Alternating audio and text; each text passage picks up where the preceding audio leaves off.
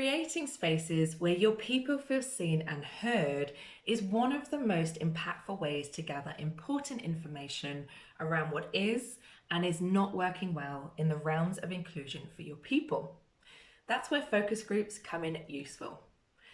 Asking a number of people from around different departments, different seniority spaces, and different specialisms to come along and have a really good conversation to share their thoughts on the levels of inclusion, belonging, and diversity within your organisation is going to help you to be more strategic in your approach for your wider organisational DEIB strategy. Now, focus groups should be around an hour long with approximately 10 to 15 people attending. Now, we recommend running a handful of sessions at different times of the day over different days of the week, just to ensure that you're allowing everyone who wants to take part the opportunity to do so.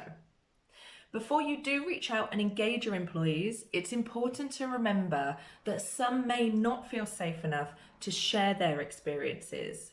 So pre-discussion, ensure it's clear through your communications that these focus groups are designed to be a safe space where everyone has the opportunity to share their experiences, their perspectives, and their thoughts. On that note, psychological safety is essential in each of your sessions. So getting someone external to complete these types of activities can be really beneficial. Now, that being said, if you're unable to ask for budget currently to actually bring in external expertise, then ensure that the person who is running each focus group is a seasoned professional within the world of facilitation and/or coaching, as these are the skills that are really required to hold these group discussions, and these people will know how to manage any difficult conversations that could occur during the focus groups.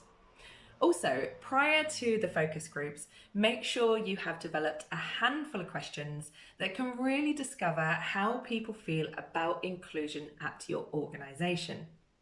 Following the focus groups, put your money where your mouth is. This means do something with the information that you have heard and they have so courageously shared with you. If they said they feel that there are problems with misogyny from senior management, then consider ways to highlight to your senior team so you can start to combat this as an organisation. If your people said they've heard racist comments and nothing has been done about it, look at ways in which to tackle this and processes that can support it. If some say that they've noticed no problems at all with inclusion, then that's great, but actually, is that the whole story? It may require some digging during the focus group, so please be prepared with some follow-up questions if that is the case.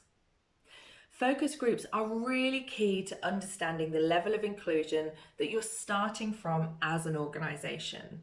Just remember, the better communicated the reasons as to why you're hosting them and what will be done with the information before you actually start, the better the outcomes and the better chance you have to create even more inclusive spaces for everyone at your organisation.